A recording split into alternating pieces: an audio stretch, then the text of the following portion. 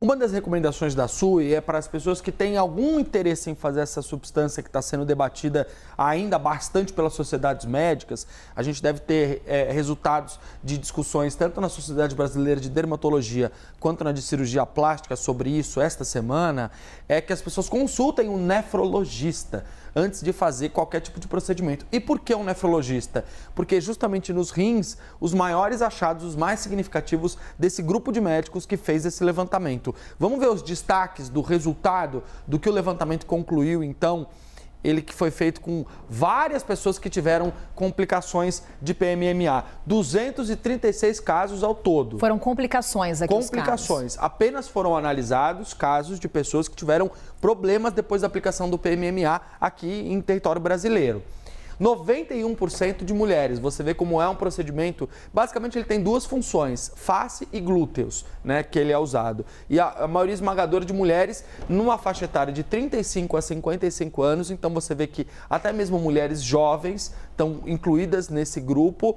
E olha que curioso, Carol, 43% não sabiam que a substância que estava sendo aplicada era o PMMA. Ou porque o médico, ou o especialista, ou o esteticista, ou enfim, aquele profissional da saúde disse que era uma outra substância e aplicou o PMMA, ou porque desconhecia um procedimento de fato que estava sendo realizado no próprio corpo. 48% no rosto e 50% nos glúteos, onde o produto foi aplicado nestas pessoas que tiveram complicação. Aí a gente tem 16% de insuficiência renal, quando o rim para de funcionar com a sua capacidade normal de trabalho, e 19% de hipercalcemia, que é o excesso de cálcio no sangue, basicamente.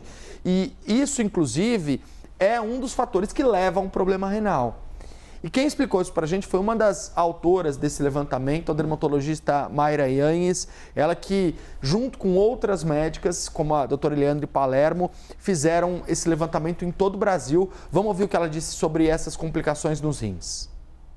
E as complicações renais, elas estiveram associadas com aumento de volume, ou seja, quanto mais se coloca PMMA, mais a gente vai ter complicações, principalmente de cunho renal.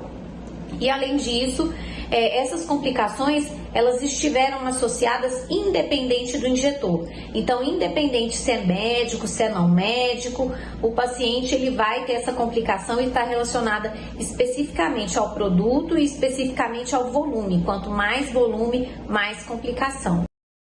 Diante dessas complicações, todo esse levantamento que você traz para a gente, Pedro, o que diz a sociedade médica com relação ao uso desse produto? Pois é, Carol, a sociedade está debatendo qual é a real necessidade do PMMA neste momento. Há discussões na Anvisa, no Conselho Federal de Medicina, no Conselho Regional de Medicina, na Sociedade Brasileira de Dermatologia e na Sociedade Brasileira de Cirurgia Plástica. Uma das possibilidades é que voluntariamente essas sociedades, esses médicos, decidam não mais utilizar o PMMA dentro dos consultórios médicos. Isso pode mudar. Nessa semana, esse debate está quente lá em Brasília, aqui em São Paulo e em todo o Brasil. A gente vai continuar acompanhando. Com certeza, Pedro. Obrigada. Valeu, Carol.